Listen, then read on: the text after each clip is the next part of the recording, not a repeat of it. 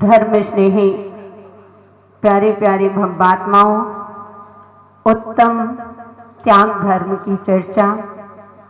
आज का धर्म हमें सिखा रहा है कि यह मार्ग मोक्ष मार्ग अर्जन का नहीं विसर्जन का होता है।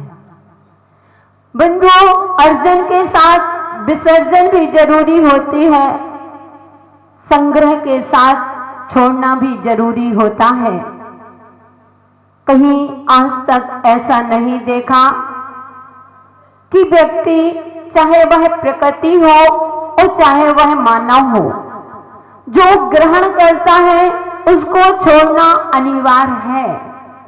अगर वह ना छोड़े तो कहते हैं कि वह अपनी गंदगी को, कालिमा को दूर नहीं कर सकता है।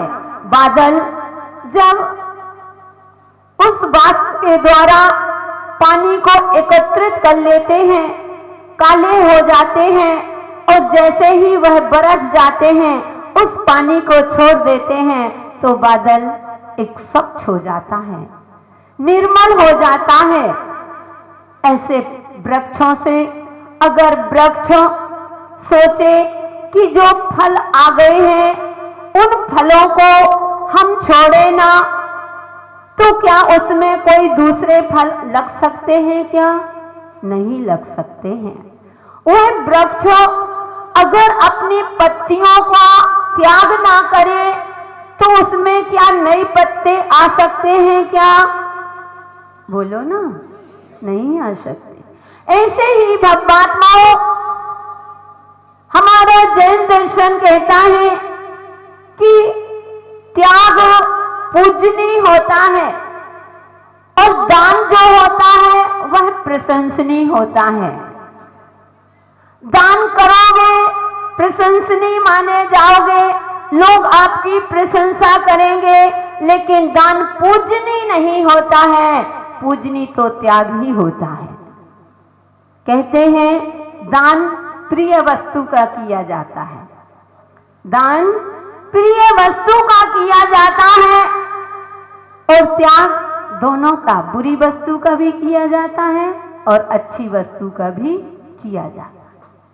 अगर आप सोचो कि दान हम बुरी वस्तु का कर दें, नहीं, वह प्रशंसनीय नहीं माना जाएगा। इसलिए बंधुओं, जीतना और लौटा देना ये हमारी संस्कृति है। भगवान बाहुबली ने भरत का राज जीता और वापस लौटा दिया, मालूम है ना? बाहुबली ने भरत का राज जीता था लेकिन वापस लौटा दिया। भगवान राम ने लंका का राज जीता था तो विभीषण को वापस लौटा दिया, राम ने लिया नहीं था। कहते हैं कृष्ण ने मथुरा का राज जीता और वापस लौटा दिया। आधुनिक काल में भी कहते हैं लाल बहादुर शास्त्री ने पाकिस्तान से युद्ध जीता था और जीती हुई जमीन उनको ही वापस लौटा दी थी। श्रीमती इंदिरा गांधी ने भी बांग्लादेश से युद्ध जीता और उनकी जमीन उन्हें ही लौटा दी। तो बंधुओं, जीतना और वापस लौटा देना ये हमारी संस्कृति है। हम भारतीय संस्कृति में जीना हमको चाहिए। आज का समय ऐसा है कि लोग पाश्चात्य संस्कृति पर जी रहे हैं। नहीं बंधुओं, हमें जितना जो भी तुमको मिलता है, आचार्यों ने कहा है कि त्याग करो, अच्छी वस्तु का भी होता है। सबसे पहले मैं कहूंगी कि बुरी वस्तु का त्याग करो, जो हमारे लिए हानिकारक है, जो हमारे लिए एक जीवन को तमाशा बनाने वाले होते हैं। तो हम सबसे पहले बुरी वस्तु का त्याग करते हैं। क्रोध, मान, माया, लोभ, मायाचारी, छल, कपट। इससे बंधुओं, हमारा ही अहित होना है, दूसरों का अहित नहीं।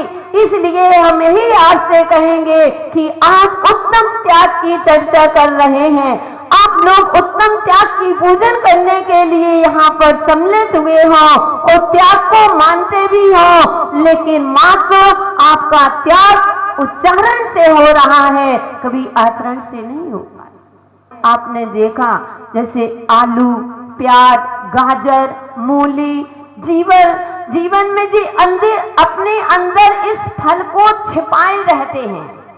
जो गणंत वस्तुएं हैं ये अपने अंदर उस फल को छिपाए हुए होते हैं, इसलिए इनको जड़ से उखाड़ दिया जाता है और कहते हैं इसके विपरीत अनार का वृक्ष है, अमरूद का वृक्ष है, आम का वृक्ष है, ये अपने आप को छोड़ देते हैं तो ये अपने हमेशा सुरक्षित खड़े रहते ना।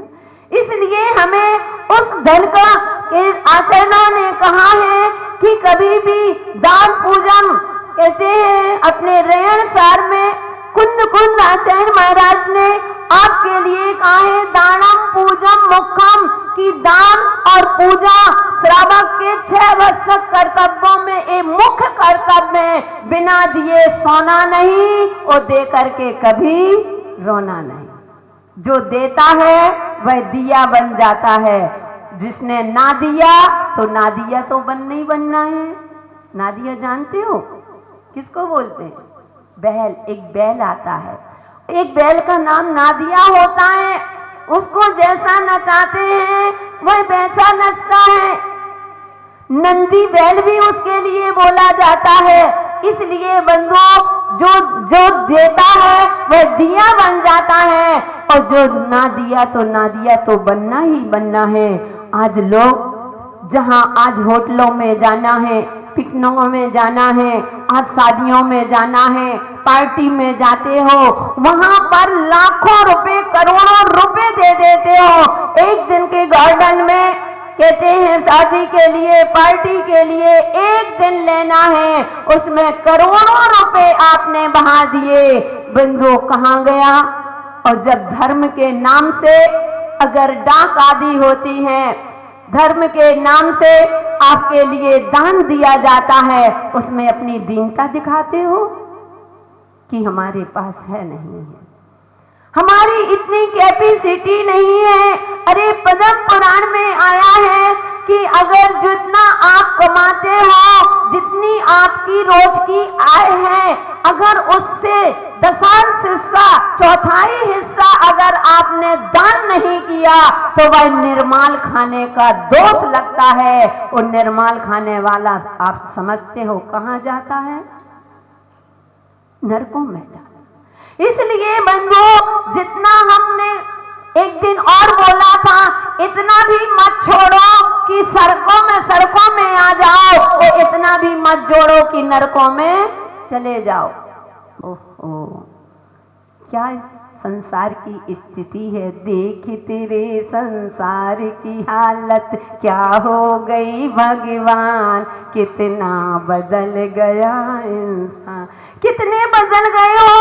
एक जगह अगर थाने पर तुम्हारी कोई झूठी रिपोर्ट लिखवा दे, कोई ऐसा कांड हो गया हो, तो लाखों रुपए पता नहीं चलेंगे, लाखों के लाखों रुपए नाम कटाने में घूस के भराएंगे। और यहाँ पर अगर 51,000 भी बोले हैं तो मेरी पहले नाम से ले।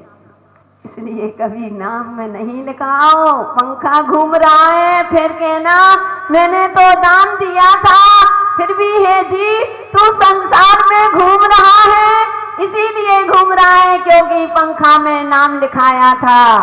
तुम अपने नाम को, तुमको इतना नाम प्रिय है तो जाकर के अगर कहीं सीढ़ियां बनवा दी तो सीढ़ियों में नाम लिखवा देते हैं कि यह सीढ़ी इनने दान, तुम्हारे नाम के ऊपर जूते चप्पलों से चढ़ा जा रहा। ओहो, कैसी तुम्हारी विवेक, कैसा तुम्हारी सोच, कैसे तुम्हारा विचार। इसलिए बंधु हमें दान खुले हाथ से करना चाहिए।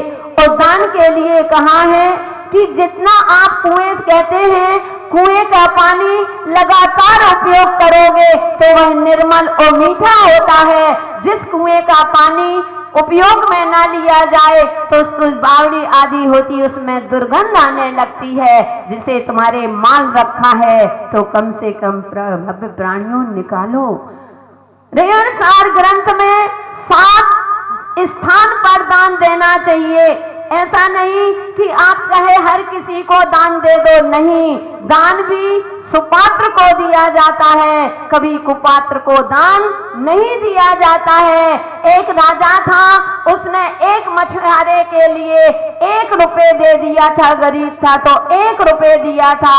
उसने 1 रुपए का और जाकर के मछली बनाने वाला जाल खरीद लिया था। उस जाल के खरीदने से अब उसकी इतना व्यापार चलने लगा, उसकी मछलियां आदि पकड़ने लगा और यहाँ इस राजा की दरिद्रता आती जा रही है। इतना दान करता है फिर भी दरिद्रता। एक मुनिराज के पास पहुंचते हैं, मुनिराज से कहते हैं, महाराज मैं इतना दान देता हूँ, सभी को दान देता हूँ, पता नहीं कि मेरे घर में दरिद्रता क्यों आ रही है।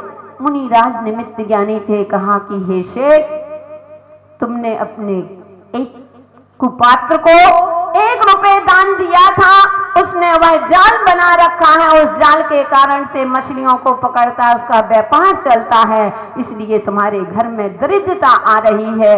वह गया और तुरंत उसने उस मछलियों को पकड़ा, ये जो जाल था उसको उठा लाया, उस जाल को जला दिया। जैसे ही जलाया यहाँ पर उसकी दिनों दिन फिर से वृद्धि होने लगी। तो बंधुओं, दान हर किसी को नहीं दिया जाता है। आप सोचो भिखारी को दान नहीं, करुणा दान करो। अगर वह भूखा है तो भूखे को भोजन खिला दीजिए, लेकिन कभी भी भिखारी को पैसा आदि मत दो। अगर उस पैसे की उसने जोड़ करके कहीं शराब पी ली, अभक्ष पराध खा लिया, तो सारा का सारा दोष आपको लगेगा। इसलिए आटा आदि भी नहीं देना चाहिए। कहीं देते हो वे लोग जोड़ लेते हैं, फिर बेच देते हैं, फिर उसके गलत सेवन करते हैं। इसलिए बंधुओं, अगर आपको दया है तो आप उसको भोजन करा दीजिए, कह दो यहीं बैठ करके 2 रोटी खा लो, 3 दे दो, जो भी खाना हो फल दे दो वह, लेकिन हम तुमको ना रोटियां देंगे ना तुमको दाल चावल।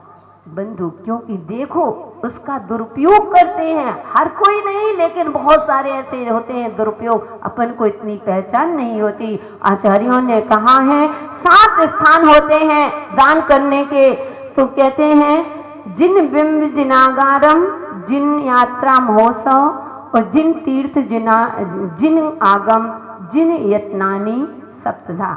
यानी जिन बिंब, जहां पर भगवान की प्रतिमाएं बनना होती है, मंदिर आदि बनते हैं, उन मंदिरों में अपने एक प्रतिमा विराजमान करवा देना।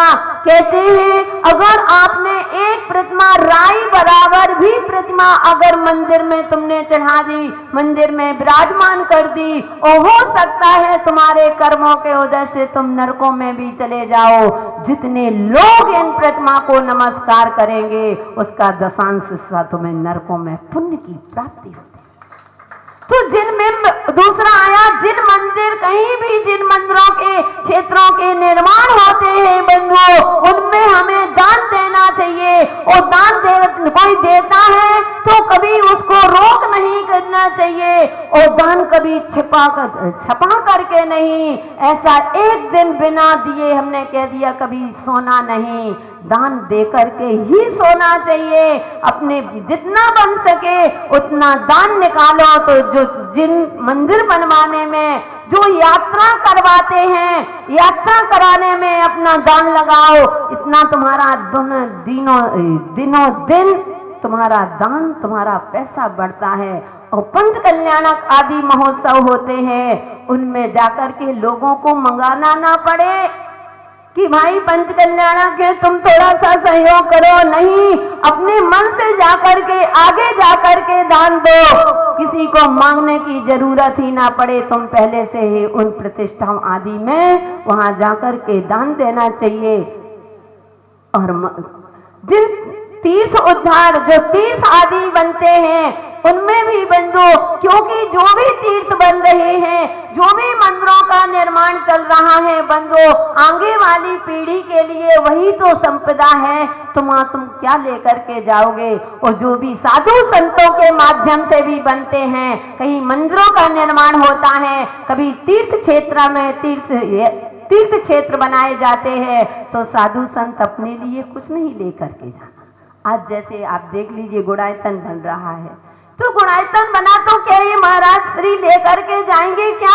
जो भी सम्मेद शिखर जी जाएंगे उनके लिए ही तो है। और आप दान दे करके अमर हो गए। आज नरेली बनना, इतना सुंदर क्षेत्र बन रहा है, तो क्या वही महाराज सुधासागर जी महाराज लेकर के जाएंगे? नहीं, वे तो आपके लिए एक सबसे बड़ी बपौती छोड़ करके ही तो जा रहे हैं। यहाँ का दिया हुआ कभी खराब नहीं हो सकता है। और कहते हैं मुनि चतुर्विद संघ के लिए कि जिन भवन बनाने में जिन बिम जिन शास्त्र और चतुर्वेद संघ मुनि आरिका श्रावण श्राविका, इनको चारों प्रकार के इनको क्या चाहिए? आहार दान। इनको अपने आहार दान कराओ। 4 प्रकार के दान होते हैं। कौन से होते हैं? 4 प्रकार के दान कौन कौन से होते हैं? आहार दान, ज्ञान दान, अभय दान और औषध दान। ये 4 प्रकार के दान होते हैं। इन 4 प्रकार के दानों में जितनी आपकी कैपेसिटी है बंधु, उतना दान देना चाहिए। लेकिन आज परिग्रह से लदे हुए हो, वो अपने आप को मोक्षगामी जीव कह रहे हो। निकलता है नहीं को अगर आपने नहीं निकाला जोड़ जोड़ करके, तो वैसे कोड़ी कोड़ी माया जोड़ी, बन गए लाख करोड़ी। और दान करी ना खाई खर्ची, आखिर में सब छोड़ी। ना कुछ लेकर के आए थे, ना कुछ लेकर के जाना है। और मुट्ठी बांधे आए थे और हाथ पसारे जाना है। इसलिए बंधु, जितना आपसे बने अपने जीवन में दान का आज त्याग करो।